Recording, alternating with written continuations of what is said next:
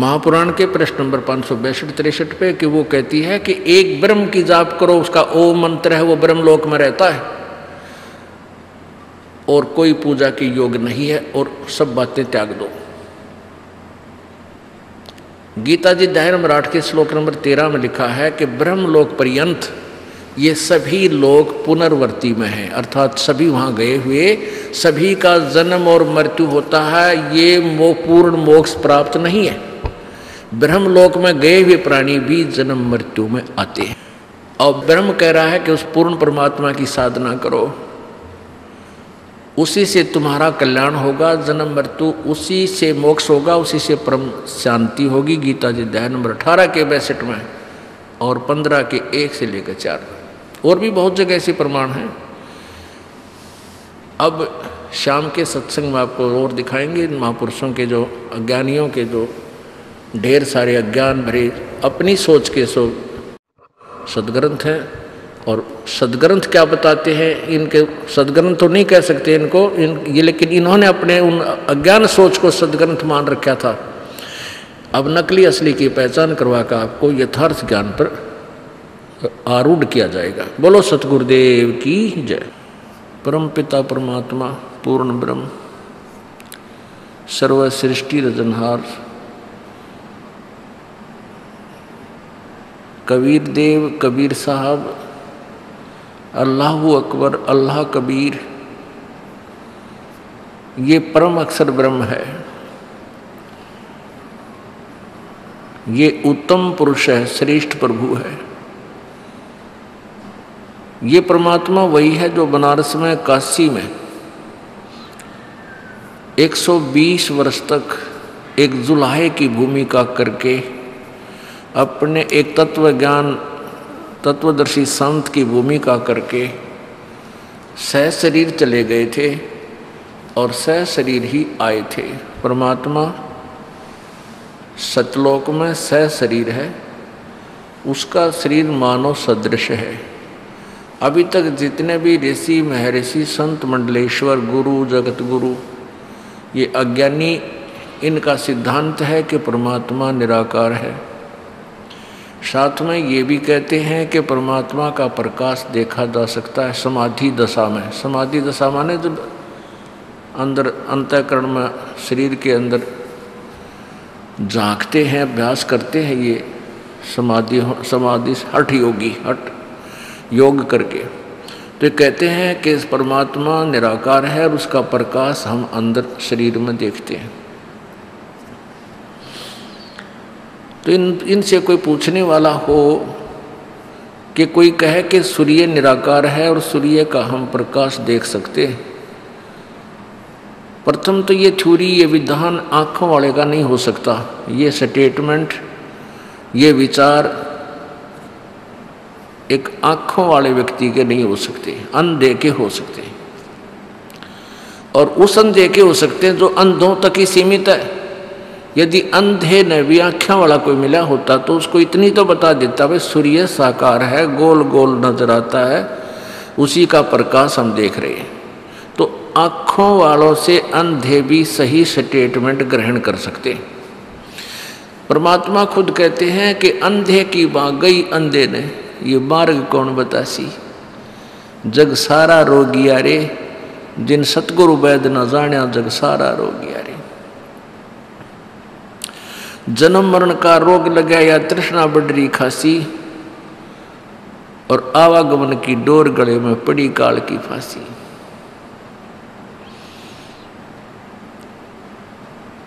सच्चा सतगुरु कोई ना पूजे झूठा जगपतियासी, और अंधे की बात पकड़ी अंधे ने, बताओ मार्ग कौन बतासी।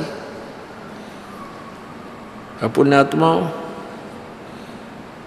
परमात्मा कितनी प्यारी व्याख्या आज से 600 वर्ष पहले कहा करते थे कि ये जितने भी ऋषि हैं, महर्षि हैं और ब्रह्मा विष्णु महेश तक, ये सब ज्ञान नेत्रहीन हैं, ये तत्व ज्ञान से परिचित नहीं है। ये बातें उस समय कुनीन से भी कड़वी लगा करती थी, क्योंकि हम अशिक्षित थे। हमारे पूर्वज सिद्धि आत्मा के भोले भाले थे, भगवान को से डरने वाले थे, छल कपट उनके अंदर था कोई ना। और इन जो संस्कृत बोलते थे उनको महाविद्वान मानते थे, और वो ये भी समझते थे कि इन्होंने सदग्रंथों को ठीक जाना है, ठीक समझा है, ये बड़े अभ्यास करते हैं, अभ्यासी हैं। कोई वृक्ष के नीचे बैठा है, कोई तो जंगलों में साधना कर रहा है। तो ये सोच लिया कि इन्होंने जो अपनी जो क्रिया की है उससे परमात्मा पा लिया। और फिर ये कहते हैं कि परमात्मा निराकार है, तो हमने उसको ऐसा ही मान लिया, जान लिया। तो ये सभी ज्ञान नेत्रहीन थे। और परमात्मा यही कहा करता कि अंधे की मां पकड़ी अंधे ने। ये मार्ग कौन बताओगा तुमने, रास्ता कैसे बता सकता अंधा। वो दूसरी बात है कि जो सबसे आगे चल रहा है वो अंधा चतुर है, अपने आप को आंखों वाला सिद्ध कर रहा है उन अन्य अंधों में, जो उसकी लाइन में हाथ में पकड़े हुए आ रहे हैं और ले जा रहा है और ठोक देता कि कुएं में सारे गद गद पड़े वहाँ पर। तो ऐसे 84 लाख योनियों के कुओं में इन ज्ञानहीन नेत्रहीन अंधों ने, नकली महर्षियों ने हमें असंख्य युग से ठोक रखा है। हम इससे बाहर नहीं निकल पा रहे। अब परमात्मा स्वयं आए थे 600 वर्ष पहले, यही बताया करते कि ये किसी को ज्ञान नहीं, जिनको तुम गुरु को कह रहे हो, ब्राह्मण कह रहे हो, या इनको तुम पीर कहते हो, ये कोई भी परमात्मा से परिचित नहीं है, यथार्थ ज्ञान नहीं है इनके पास। ये अपने अपने सदग्रंथों से भी अपरिचित है। तो उस समय ये बात बहुत कड़वी थी कि ब्रह्मा विष्णु महेश को भी ज्ञान नहीं, और इन ब्राह्मणों को भी ज्ञान नहीं, ऋषि महर्षियों को भी वेद का ज्ञान नहीं। तो कबीर परमात्मा को झूठा मान लेना कोई बड़ी बात नहीं उस समय। और साथ में ये नकली महर्षि ब्राह्मण कहा करते थे, अपने स्वार्थवश कहते थे कि जुलाहा कबीर ये धानक ये तो अशिक्षित है, यो के जाना भगवान को के बारे में। और वो ब्राह्मण स्वार्थी थे, नकली थे सारे, अपने रोजी रोटी के लिए ही इनका उद्देश्य था शिक्षा ग्रहण करने का। काशी विद्यापीठ में पढ़ने जाने वाले व्यक्ति इसी उद्देश्य से जाते थे, जैसे वर्तमान के डॉक्टर बनने जाते हैं कि आते दुनिया न लूटांगे, डॉक्टर की डिग्री प्राप्त करके या तो सरकारी नौकरी मिल जाएगी, और नहीं तो बाहर आते ही अपने प्राइवेट क्लिनिक खोल कर न खूब पैसे इकट्ठे करेंगे।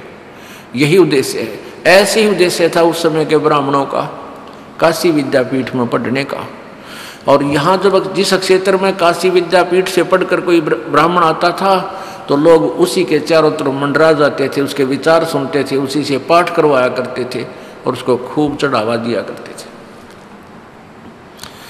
इनको ब्राह्मण नहीं कह सकते, ब्राह्मण सोए जो ब्रह्म पहचाने। ब्राह्मण थे महर्षि रामानंद जी। उनकी क्रिया उन परमात्मा प्राप्ति से पहले भी बहुत ठीक थी, लेकिन तत्व ज्ञानहीन थे।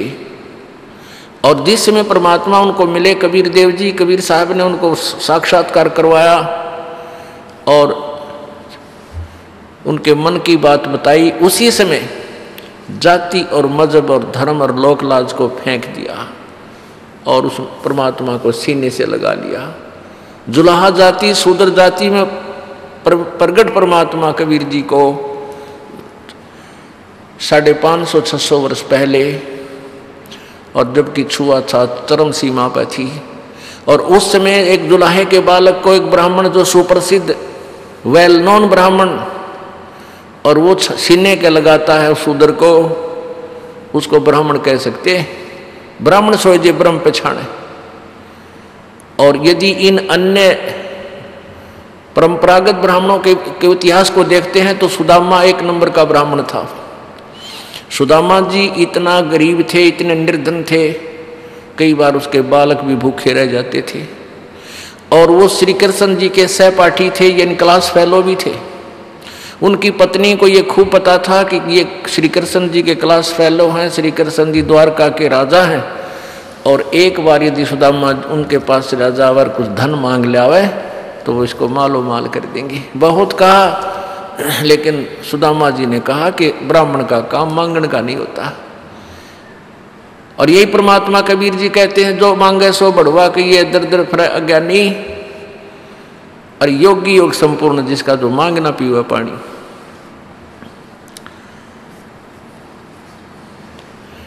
फिर भी अपनी पत्नी के ज्यादा दबाव देने से घर से चल पड़ा। तो आत्मा में ये था कतई नहीं मांगू नहीं गा। ऐसा ही हुआ, श्री कृष्ण से मिले, उसकी सतिथि से श्री कृष्ण जी परिचित हुए कि बिल्कुल भगत का तो काम बिगड़ रहा है और निर्धन बहुत है। तब श्री कृष्ण जी ने पूछा कि क्या हाल है परिवार का, बच्चे ठीक हैं? तो सुदामा जी ने कहा कि प्रभु आपकी दया से खूब बढ़िया गुजारा चल रहा है, कोई दिक्कत नहीं। तो पुण्यात्माओं, ये थे ब्राह्मण। तो ऐसी सतिथि में फिर सारी सतिथि से परिचित होकर के श्री कृष्ण जी ने उनका महल बनवा दिया, धन दे दिया अपने मित्र को। तो इनको ब्राह्मण कह सकते हैं। और ये ब्राह्मण नहीं थे जो वेद और गीता से परिचित नहीं और उनकी आड़ में दुनिया को गुमराह करके चले गए। ये ब्राह्मण नहीं, ये तो शत्रु थे समाज के। अब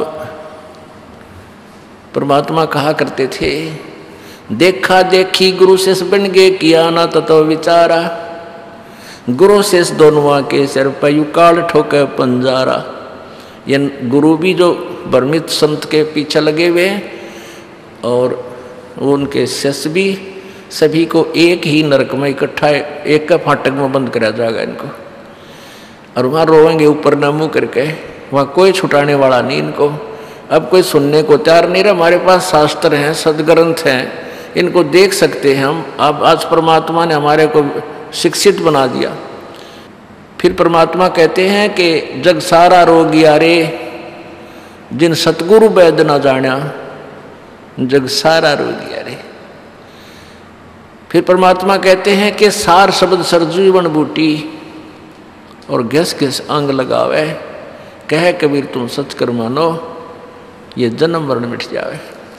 अब जैसा कि अभी तक सभी का विधान था कि जन्म और मृत्यु समाप्त नहीं हो सकती। किसी की, संत की, महर्षि की थ्योरी विधान देख लो, उनका अनुभव देख लो, वो यही कहते हैं कि जन्म मृत्यु तो बनी ही रहेगी, ये पूर्ण रूपेण समाप्त नहीं हो सकती। जबकि हमारे गीता जी, सदग्रंथ, वेद ये स्पष्ट कर रहे हैं कि सत भक्ति करने वाले का फिर कभी जन्म मृत्यु नहीं होता, वो पूर्ण मोक्ष प्राप्त करता है।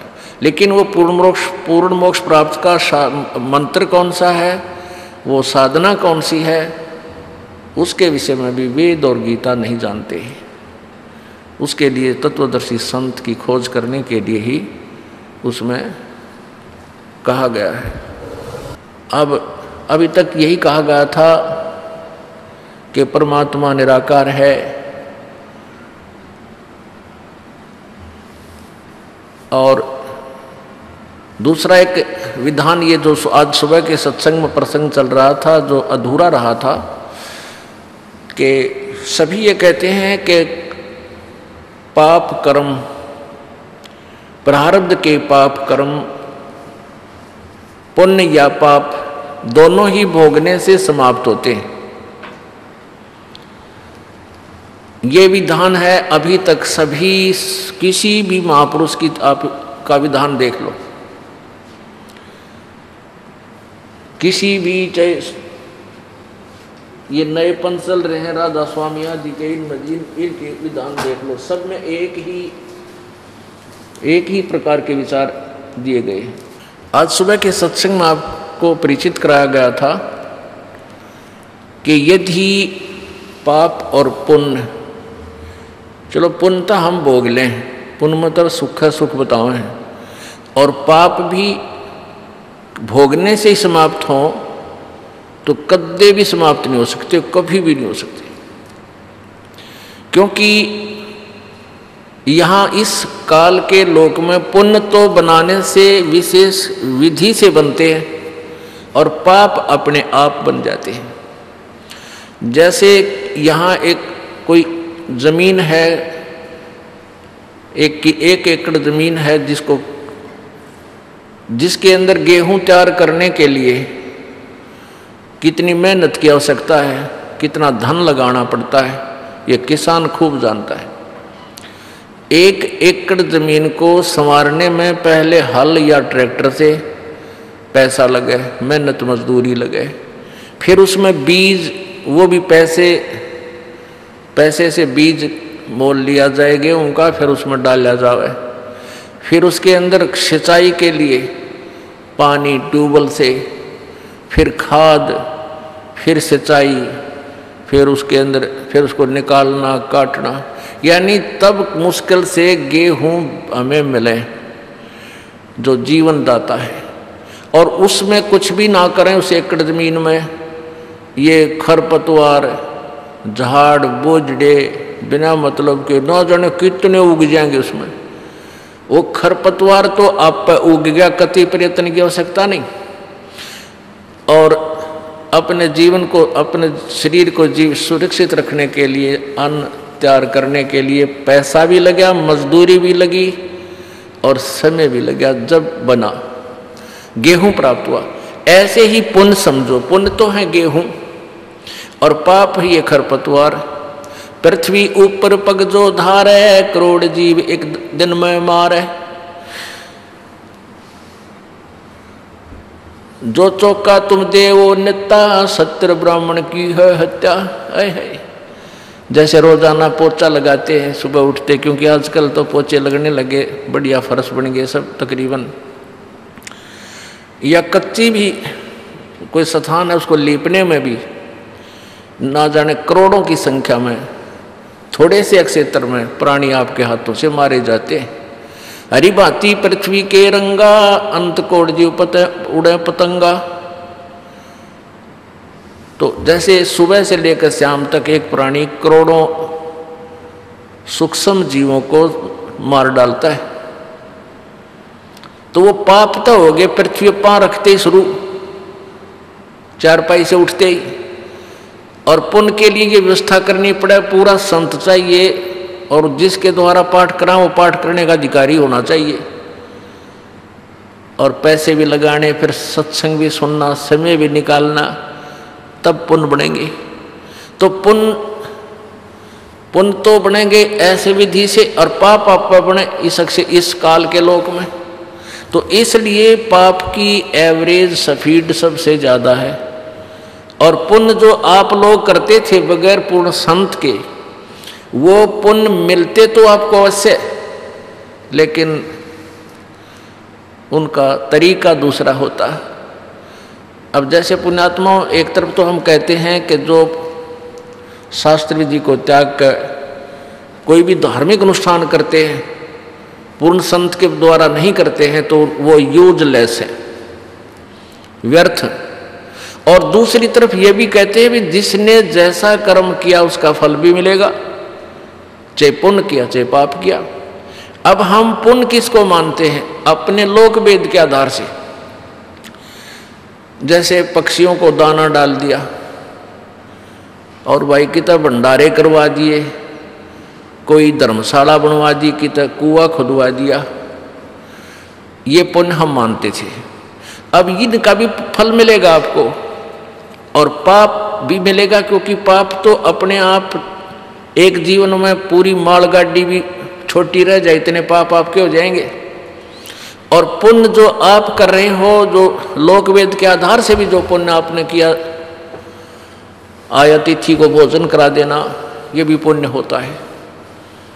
तो इस तरह के जो पुण्य आपने किए पूर्ण संत के बिना, तो फल तो उनका मिलेगा, लेकिन वो मिलेगा दूसरे तरीके से। कैसे मिलेगा?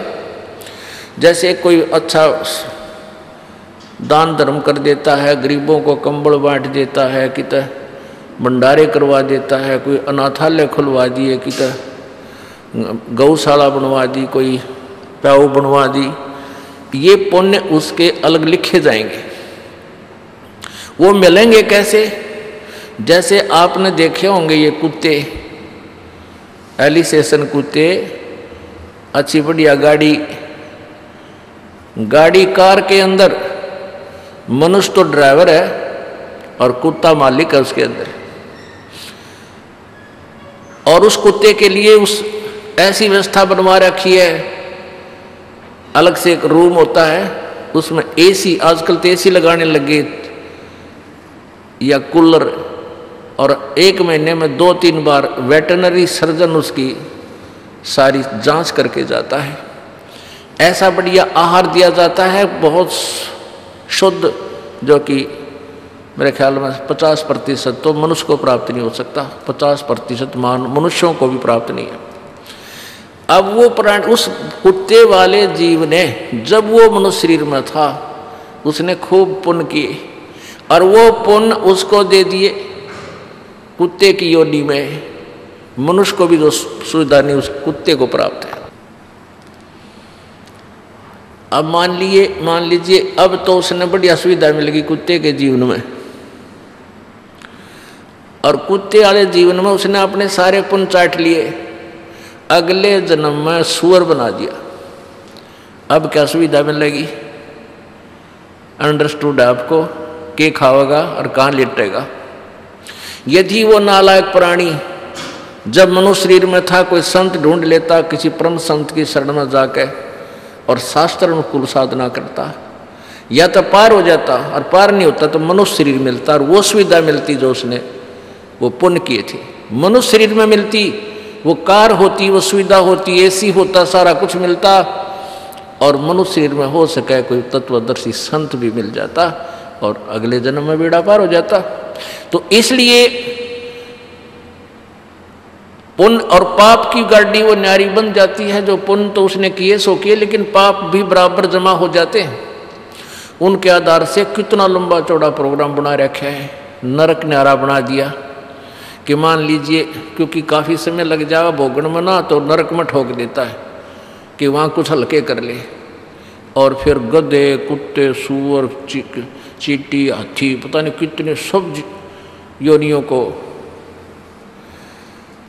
ये प्राणी प्राप्त होता है जो सच साधना नहीं करता। तो ये सारा काम बिगाड़ा किसने?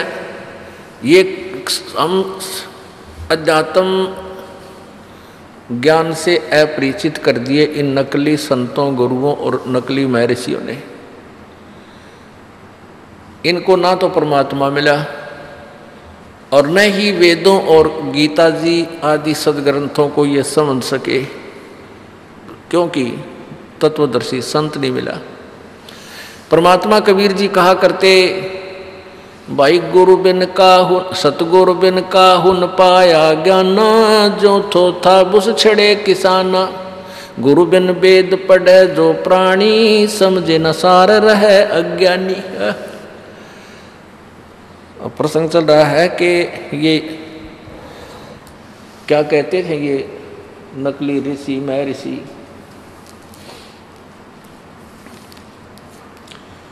कि कर्म पाप कर्म नाश नहीं होते, और यदि पाप नाश नहीं होते और जैसा कर्म किया है ऐसा ही भोगना ही पड़ेगा, तो भक्ति की आवश्यकता ही समाप्त है। फिर क्या आवश्यकता परमात्मा की भक्ति की? अभी आपको उन ऋषि महर्षियों के विषय में जानकारी देते हैं जिनको हम महर्षि समझा करते थे।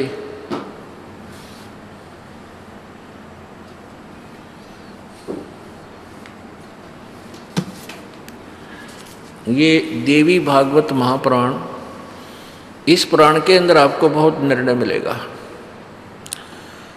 हम आपको 2 महापुरुषों के विचार सुनाएंगे, पढ़ाएंगे आपको। एक तो शुक्राचार्य जो राक्षसों के गुरु कहलाए, और दूसरे बृहस्पति जी जो देवताओं के गुरु। कहने का भाव ये है कि जितने भी ये गुरु जी हैं, जितने भी ऋषि महर्षि हैं, ये बृहस्पति जी से ज्ञान प्राप्त है। और बृहस्पति जी को कितना ज्ञान है, उसकी क्या सिद्धांत बताया उसने, ये देखिए पवित्र देवी भागवत में। गीता प्रेस गोरखपुर से प्रकाशित है श्री देवी पुराण श्रीमद् देवी भागवत। संपादक हनुमान प्रसाद पोदार, चिमनलाल गोस्वामी।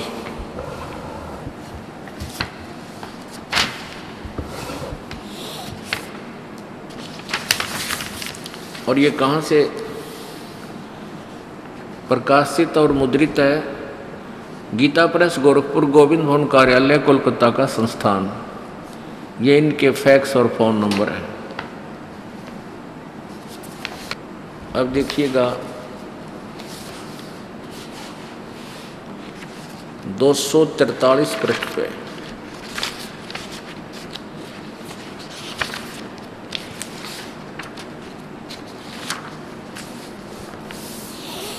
यह चौथा स्कंध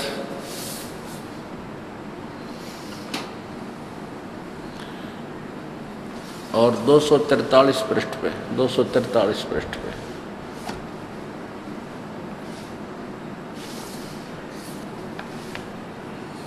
देवी भागवत, संक्षिप्त देवी भागवत, देवी पुराण। व्यास जी कहते हैं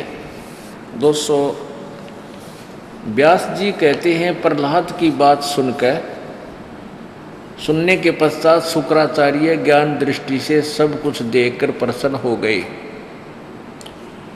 उनका मुख मुस्कान से भर गया। उन्होंने दैत्यों से कहा, दानों, तुम मेरे यजमान हो, तुम्हें न तो डरना चाहिए और न पाताल में ही जाना चाहिए। अपने सत मंत्रों के प्रभाव से मैं तुम्हारी रक्षा कर लूँगा। धर्म के मर्मज महाशो, प्राचीन समय में ब्रह्मा जी के मुख से मैंने जो बात सुनी थी, प्राचीन समय में ब्रह्मा जी के मुख से मैंने जो बात सुनी है उसे बता रहा हूँ, सुनो। यह वचन बड़ा ही हितकर है, सत्य और अटल है। उन्होंने कहा था कि होने वाली बातें अवश्य होकर रहती हैं। धरातल पर कोई भी ऐसा सुयोग्य पुरुष नहीं है जो प्रारब्ध को विफल बनाने में समर्थ हो सके। विपरीत समय के कारण इस समय तुम्हारी शक्ति अक्षीण हो गई है। शुक्राचार्य जी अपने अनुयायियों को कह रहा है, अपने चेलों को। अतः एक बार तो तुम्हें देवताओं से परास्त होकर यानी हार कर पाताल में जाना ही पड़ेगा। समय सदा बदलता रहता है। कुछ ही दिन पूर्व तुम सम्राट रह चुके हो। अब प्रहलाद भगत, ये वही प्रहलाद है जो जिसकी भगवान ने आकर रक्षा की थी। अब व्यास जी कहते हैं कि प्रहलाद की बात सुनकर प्रहलाद ने अपनी प्रार्थना की कि हमें ऐसे परास्त होकर के क्या देवताओं से परास्त होना पड़ेगा। तो एक बार तो उनके गुरुजी कह रहे हैं कि शुक्राचार्य ज्ञान दृष्टि से सब कुछ देखकर प्रसन्न हो गए प्रहलाद की बात सुनकर, और उनका मुख मुस्कान से भर गया। उन्होंने दैत्यों से कहा, दानव, तुम मेरे यजमान हो, भगत हो। तुम्हें न तो डरना चाहिए और न पाताल में ही जाना चाहिए। तुम पाताल नहीं जाने दूंगा। अपने सत मंत्रों के प्रभाव से मैं तुम्हारी रक्षा कर लूँगा। अब देखो ये नकलियाँ की आड़े पोल तुरंत खुल रहा है। एक तब तक कह रहा है कि मैं अपने सत मंत्रों के प्रभाव से तुम्हें पाताल नहीं जाने दूंगा और नहीं जाओगे, चिंता मत करो। और तुरंत ही वो नकली क्या कहता है कि एक बात मैंने ब्रह्मा जी से सुनी है, वह कति सच्ची अटल है कि जो प्रारब्ध में लिखा है वो तो भोगना ही पड़ेगा, और तुमने एक बार तो पाताल जाना ही पड़ेगा। अरे नकली, ऊपर तक कह रहा है कि मैं नहीं जान दूंगा, अपने सत मंत्रों से तुम्हारी रक्षा कर लूँगा, और फिर ने कहा ब्रह्मा जी ने बताई है, वह बात सही है, प्रारब्ध में लिखा हुआ था, कोई कट्टे को ना, वो तो भोगना ही पड़ेगा। तुम्हारे प्रारब्ध में पाताल में जाना है, देवताओं से हारना है, तो वो तो तुम पाताल जाओगे। बताओ भाई, अपने आत्मा इन पुराणों को हम पहले ही पढ़ा करते। पहले हमारा मोतियाबिंद था। मोतियाबिंद बिन हम तत्व ज्ञान हीन थे और अंधे हमारे गुरुजी थे, और हम तो ज्ञानहीन थे, वो हमारे तो भी ज़्यादा ज्ञानहीन थे, लेकिन वो चतुर थे। वो कहते थे हम वेदों और गीता और पुराणों अनुसार आपको ज्ञान बता रहे हैं। तो हमने यही मान लिया भाई ये संस्कृत बोल रहे हैं, शायद इन्हें पढ़ रखा होगा, ये संस्कृत बोल रहे हैं। सिर्फ वो अंधे संस्कृत जानते थे, लेकिन तत्व ज्ञानहीन, ज्ञान नेत्रहीन थे। अब ये शुक्राचार्य पहले तो कह रहा है, मैं तुम्हें नहीं जान दूंगा, अपने मंत्रों से तुम्हारी रक्षा कर दूंगा। तो सब ने चढ़ा दिया होगा कि मैं 100 200 रुपये। फिर कहता है भाई देखो एक बात तो अटल है, मैंने ब्रह्मा जी से सुनी और वह सच्ची है, तुमने पाताल में जाना ही पड़ेगा देवताओं से परास्त होकर के। अच्छा, ये तो शुक्राचार्य जी जो राक्षसों के गुरु, ये शुक्राचार्य और ये राक्षस कोई अलग नहीं थे। पहले जो अच्छी आत्माएं थी सभी भक्ति करते थे, और जो मर्यादा तोड़ देते थे और साधना भी करते रहते थे, तो उनको पहले वो जो देवता यानी अच्छी आत्माएं थी वो अपने से अलग कर देते थे।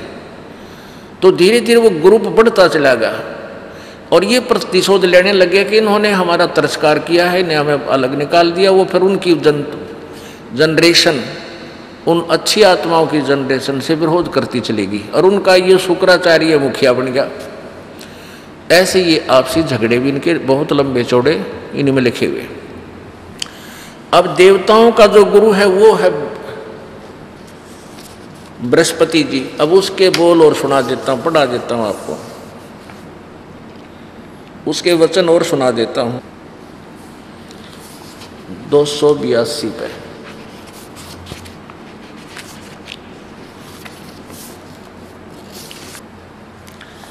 ये देखिएगा, पांचवा स्कंद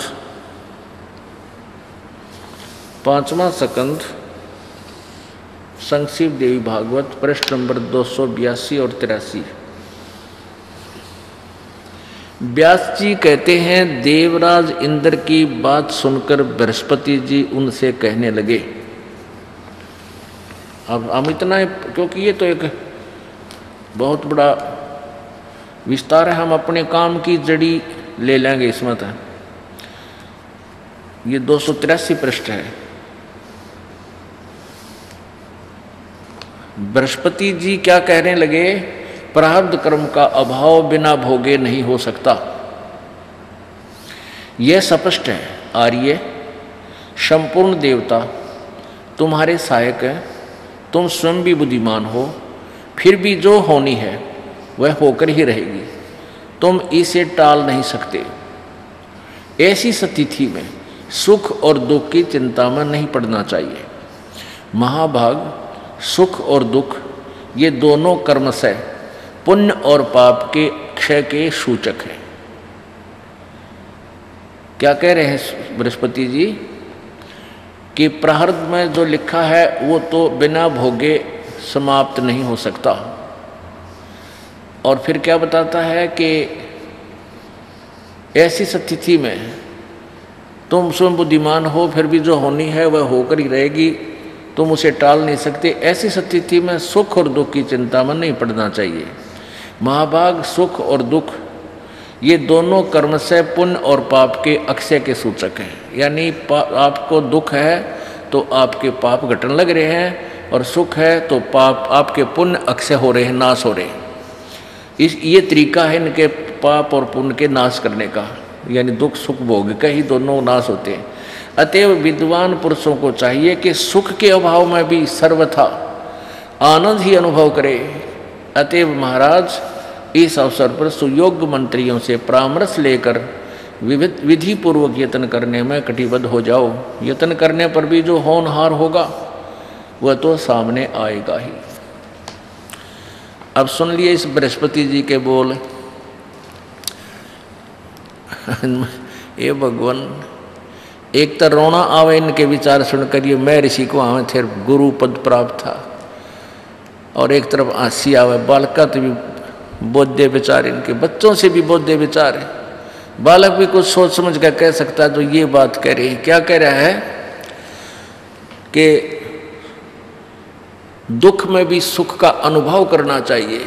अरे भले आदमी, पेट में दर्द हो, किल की मार आदमी, बता पेट में पीड़ा है, वहाँ पीड़ा हो रही है, क्यों कर सुख महसूस करे वो? वो तो कोई ऐसी औषधि मिले जो पेट की पीड़ा को शांत करे, फिर सुख महसूस हो। एक बार पिंडारा गांव में ये मेले बरा करें इसके अमावस्या के, और वहाँ एक गीसा पंथियों के 2 आश्रम हैं। ये दास पहले इस दास को नाम देने का आदेश नहीं था, और परमात्मा की लीला थी कि इन नकली संतों के विचार सुनो भाई, ये क्या जानते हैं, कितना बताते हैं, ऐसे ही उद्देश्य से जाया करते थे। तो क्या करते थे, एक स्टेज लगा देते थे, 3-4 दिन पाठ चलता था वहाँ। एक दिन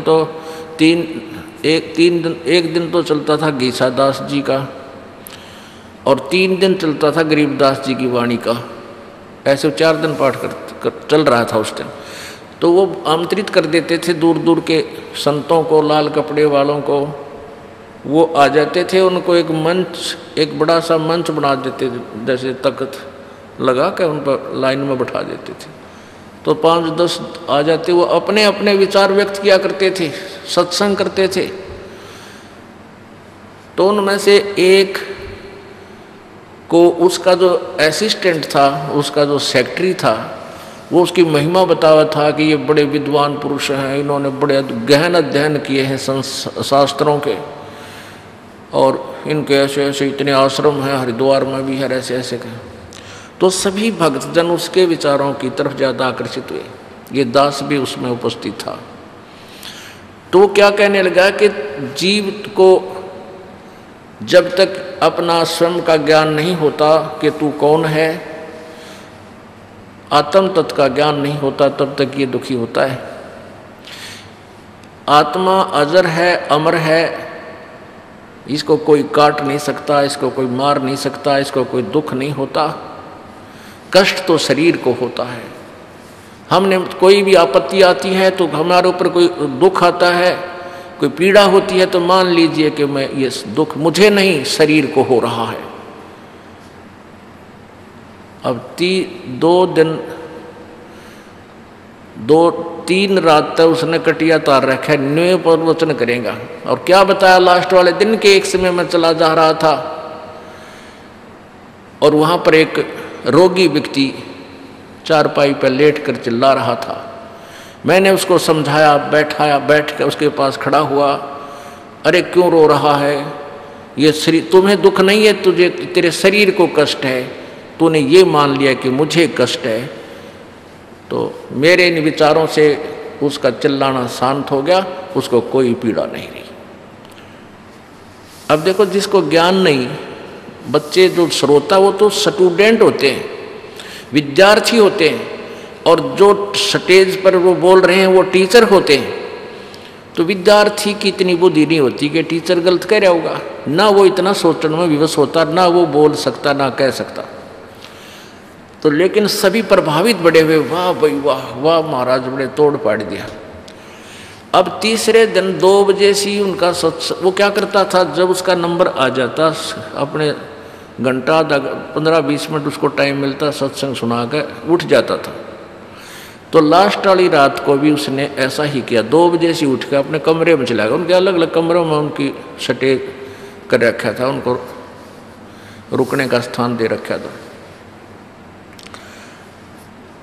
सत्संग समापन हो गया, श्रोता चले गए, कुछ उधर इधर लेट गए। उस वक्ता के पेट में दर्द हो गया बहुत बुरी तरह, और डांगर की तरह रोए। ले सत्कर मानना, मालिक ने तुरंत फैसला दिया उस नालायक को। इस दास को भी थोड़ा सा उसकी तरफ अट्रैक्शन सा हुआ था, वहाँ भाई ये बात तो कुछ इतना एजुकेटेड बतावा इसने, और ये ऐसी बात कह रहा है, तो बहुत कुछ बात ठीक सी लग गई इसकी। क्योंकि ये सन 1989 की बात है, दास ने 1988 में उपदेश लिया ही था। तो क्या उसको मारा किल की पड़ा कमरे में, उसका असिस्टेंट वो सेक्रेटरी था, वो गया वहाँ का जो सत्संग करा रहा था उस महंत के पास। वो पड़ोस में थे, कार लिया दूसरे उसके आश्रम में थे मांग के, फिर उन्हें घेर कर उस कार में जींद ले गए।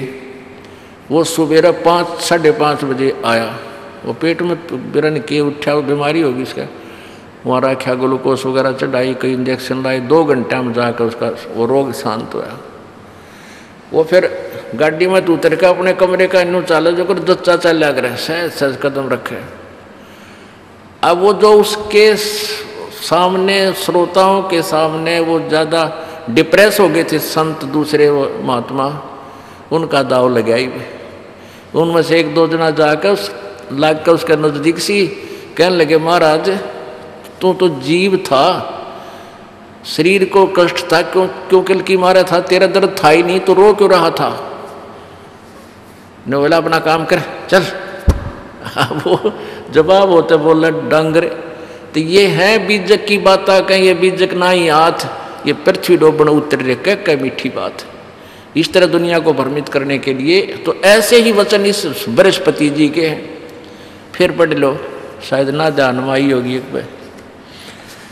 5वां स्कंद देवी भागवत गीता प्रेस गोरखपुर से प्रकाशित, प्रश्न नंबर 283 और 282 पे।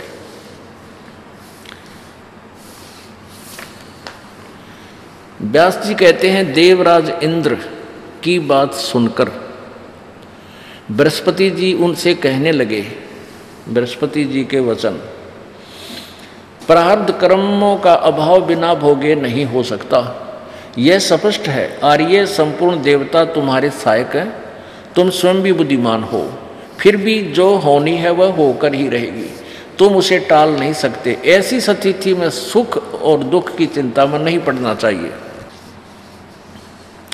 महाभाग सुख और दुख ये दोनों क्रमशः पुण्य और पाप के अक्षय यानी नाश के सूचक हैं। यानी दुख सुख है तो तेरे पाप नाश हो रहे हैं, ना सुख आपको है तो पुण्य नाश हो रहे हैं, और आपके ऊपर कष्ट है तो आपके पाप कट रहे हैं, पाप नाश हो रहे हैं। अतएव बुद्धिमान पुरुषों को चाहिए कि सुख के अभाव में भी सर्वथा आनंद का ही अनुभव करे।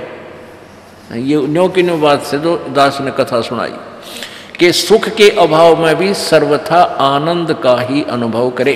यानी पेट में दर्द हो और न्यों कहना हाँ करके दिखाई सुख का अनुभव, और भी कोई दर्द हो सकता है किसी प्रकार का भयंकर पीड़ा, तो वो ये इनके विधान गलत थे, इनका सिद्धांत गलत था, इन्होंने सदग्रंथों को समझा ही नहीं।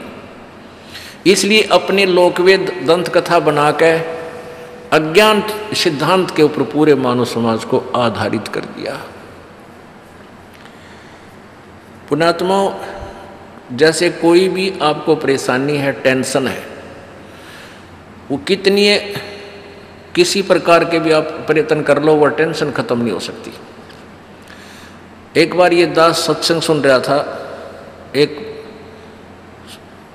टीवी चैनल पर, ये कुमार स्वामी जी, और वो सुबह सुबह आता उसका प्रोग्राम, हमने देखा करता कौन क्या विचार देते हैं।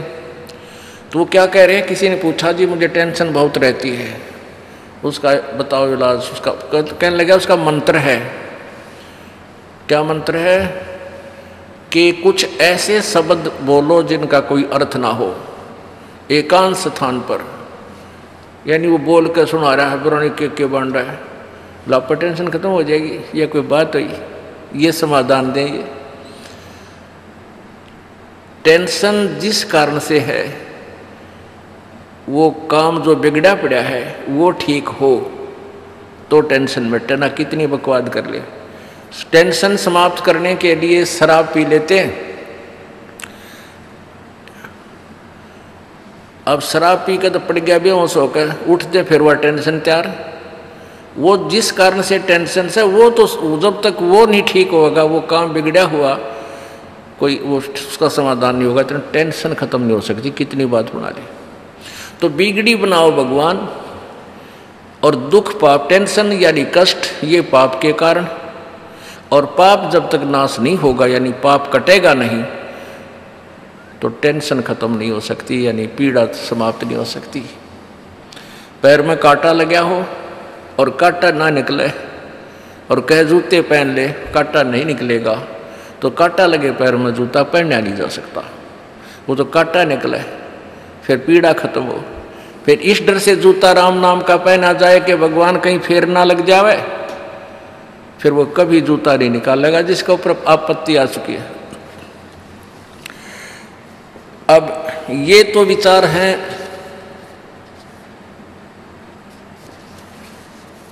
सतयुग के उनके महर्षियों के। अब व्यास जी जो writer of the Vedas, Gita ji and Purana, इसके विचार और सुना देता हूँ आपको। ये देखियो, छठा अध्याय न छठा स्कंद, वह गीता देवी भागवत 412 पे व्यास जी बोले, राजेंद्र मैं इसका परम अद्भुत कारण बतलाता हूँ, सुनो। तत्वज्ञानी पुरुषों ने संचित, वर्तमान और प्रारब्ध के भेद से कर्म की 3 गतियां बतलाई हैं। अनेक जन्मों से संचय किए हुए पुराने कर्मों को संचित कर्म कहते हैं। शरीर धारण कर लेने पर काल की प्रेरणा से कर्म के कर्म चालू हो जाते हैं। प्रारब्ध कर्म उसे समझना चाहिए जिसका फल भोग लेने पर ही कुछ शेष नहीं रह जाता। प्राणियों को प्रारब्ध कर्म अवश्य भोगना पड़ता है, इसमें कोई संशय नहीं। ठीक 413 पर राजन, देवता, मनुष्य सभी को कर्म फल भोगना पड़ता है। कर्म की गति बड़ी गहन है। ये व्यास जी ने कलम तोड़ दी अपना अनुभव बताने की कि 3 प्रकार के कर्म हैं, संचित और क्रियावान और प्रारब्ध। अब जो संचित हैं वो तो रखे हैं ऊपर हमारे धर्मराज के दरबार में, और उनमें से संचितों में से पुण्य और पापों से एवरेज निकाल ली और उनसे हमारा प्रारब्ध बन गया। अब प्रारब्ध से वाले पाप से ही दुख होगा, जो संचित रखे उनसे नहीं, वो तो अगले जन्म में फिर आओगे जब होगा। तो प्रारब्ध के अंदर प्रारब्ध होते हैं जो वर्तमान में, जिनसे हमारे जीवन में उन्होंने लिख कर भेज दिए, इतने पुण्य इतने पाप भोगने पड़ेंगे। तो हमें वर्तमान में सुख और दुख प्रारब्ध वाले कर्मों से ही होगा। तो प्रारब्ध के जो पाप कटेंगे तो हमें सुख होगा, नहीं तो वो आपत्तियां जो कर्म की आती ही रहेंगी। अब देखना, एक कलयुगी महर्षि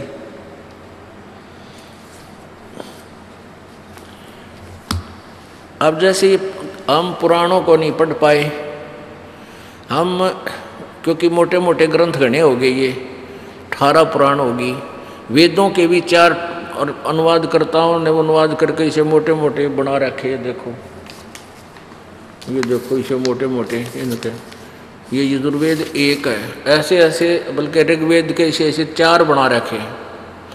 तो इनको भी हम नहीं पढ़ पाए। वैसे तो अशिक्षित होने के कारण भी थोड़ी बहुत विद्या ग्रहण हुई, तो फिर कौन शर्मा दर्द करो, इतने मोटे ग्रंथ का कहाँ तक निष्कर्ष निकाले एक व्यक्ति। तो फिर वर्तमान में हमने क्या सोच लिया कि जो भी कोई संत ऋषि महापुरुष हुआ है, उन्होंने वो वेदों के ज्ञाता थे, वेदों को पढ़ा है, पुराणों को पढ़ा है, अपने उस पुराणों के पढ़ने से, उनसे ग्रहण, वेदों के पढ़कर उनसे ग्रहण ज्ञान से अनुभव की जो पुस्तक लिख दी हमने, वही बहुत है और हमारी बुद्धि वहीं सेट हो चुकी थी।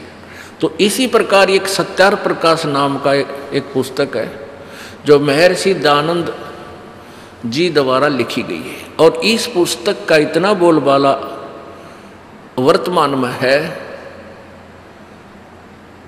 कि शायद वेद भी इसके आगे फेल हो चुके हैं। कारण ये था कि इसमें ये लिखा कि ये वेदों को पढ़कर महर्षि दयानंद जी ने उसका निष्कर्ष, उनका सार, वेदों वाला ही ज्ञान सिंपल लैंग्वेज में साधारण भाव से अपने अनुभव की पुस्तक सत्यार प्रकाश में लिखा है। तो प्रत्येक आदमी ये सोच बैठा था कि महर्षि दयानंद एक बड़े विद्वान पुरुष थे, संस्कृत के ज्ञाता थे, और इन्होंने जो भी अनुभव अपना दिया है सत्यार प्रकाश में, वो वेदों वाला ही है। तो किसी को कोई डाउट नहीं, कोई शंका नहीं थी, और इसको सहर्ष स्वीकार करके सबने अपने घरों पर खरीद कर रखा हुआ है। इसको पढ़ने लगते थे तो पढ़ भी लेते थे, कुछ थोड़े बहुत अध्याय को फिर रख देते थे, भी बड़े विद्वान का लिखा हुआ है, हम इसके ऊपर टिप्पणी नहीं कर सकते। ऐसे हम इसको फिर भी अपने घरों पर रखा करते थे। जब इस दास का मोतियाबिंद हटाया, ये ऑपरेशन किया परमात्मा ने, कबीर जी ने, मेरे गुरुदेव ने, तब इस सत्यार प्रकाश को दास ने इस दृष्टिकोण से पुनः पढ़ा कि जो कबीर जी, कबीर परमेश्वर जी की वाणी में जो ज्ञान है, उस ज्ञान के समर्थन में यदि सत्यार प्रकाश में भी कोई ऐसा पॉइंट मिल जाए तो विशेषकर हरियाणा के व्यक्तियों को समझाना बहुत आसान हो जाएगा। वैसे तो और भी राज्यों में बहुत अच्छी तरह इनको इस सत्यार प्रकार से परिचित हैं, लेकिन हरियाणा में इसका विशेष बोलबाला है। तो इस दृष्टिकोण से इसको माइन्यूटली पढ़ा बहुत गहराई से कि शायद वेद, क्योंकि कबीर परमात्मा ने कहा था वेद मेरा भेद है और मैं मिलूं वेदन से नाही, और जौन वेद से मैं मिलूं ये वेद जानते नहीं। यानी पांचवा वेद है वो कबीर जी की वाणी है, कबीर परमात्मा की अपने अनुभव का लिखा हुआ ज्ञान है। और उन्होंने ये लिखा कि चारों वेद मेरी ही महिमा गा रहे हैं। तो इस दास ने ये सोचा था कि अगर वेदों का एक नंबर के ज्ञाता महर्षि दानंद है और इन्होंने वेदों को समझकर उसका अनुभव अपना इसमें लिखा है सत्यार प्रकाश में, और ये संस्कृत हिंदी में है तो इसको आसानी से समझा जा सकता है और परमात्मा की वाणी का समर्थन जनसाधारण के सामने करवा कर उसको हृदय में दचाया जा सकता है। कबीर जी ने भी यही बोला है, यही सत्यार प्रकाश में। अब परमात्मा की एक वाणी है कबीर जी की, जब ही सतनाम हृदय धरो और भयो पाप को नाश, मानो चिंगारी अग्नि की पड़े पुराने घास।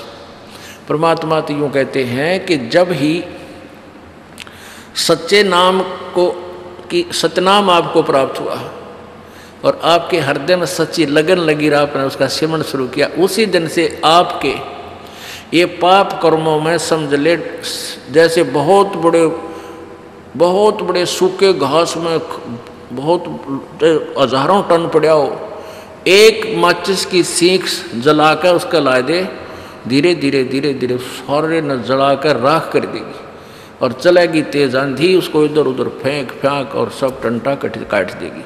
तो ऐसे परमात्मा ने तो लिखा है कि पाप परमात्मा के सच्चे नाम से पाप कट जाते हैं, सच साधना से। तो इसका समर्थन सत्यार प्रकाश के में ढूंढा तो इसमें लिख रखा है कि पाप नाश नहीं होते।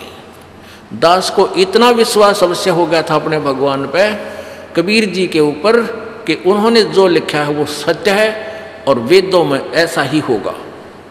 क्योंकि परमात्मा कहते हैं वेद मेरा ही भेद है, जो मैं ज्ञान देता हूँ इससे यही ज्ञान वेदों में भी है और मेरी महिमा वेदों में सारी मेरे बारे में लिखा गया है।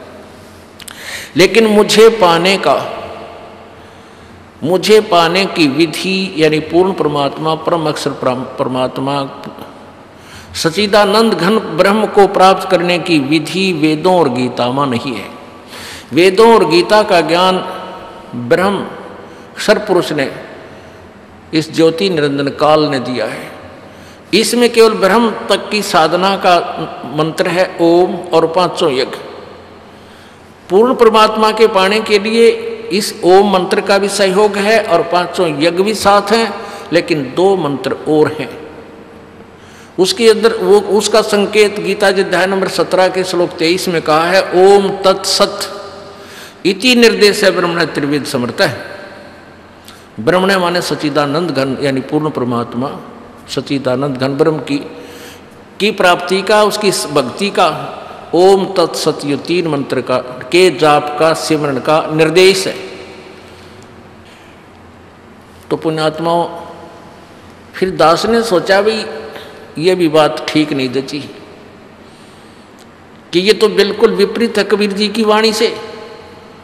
तो फिर सोचा कि वेदों में देखे, क्योंकि अनुवाद इन्होंने कर ही रखे हैं, कुछ एक और भी अनुवादकर्ताओं ने अनुवाद किए हैं, दयानंद जी ने भी किए।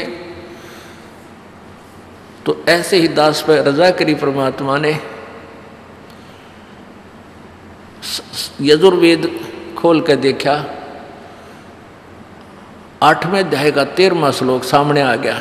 ऐसे जैसे परमात्मा ने ये लीला करनी थी और उसमें देखा कि परमात्मा, उसमें क्या लिख रखा है इस व्यक्ति ने, दयानंद जी ने, गोलमोल करने के लिए, क्योंकि अपने सत्यार प्रकाश इसने लिख दिया बहुत पहले।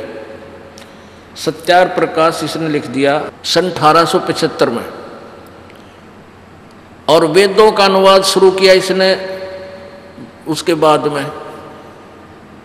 तो इसने जैसा भी दंत कथा लोगों से सुनी हुई थी, वेद व्याद इसने आवन ही थे वेद के से, इसको नहीं पता था वेदों का बिल्कुल भी। अगर पता होता तो इसी उल्ट व्याख्या नहीं करता। तो इसने सत्यार प्रकाश पहले लिखकर समाज में भेज दिया, और उसको कई वर्षों से लोग पढ़ रहे थे।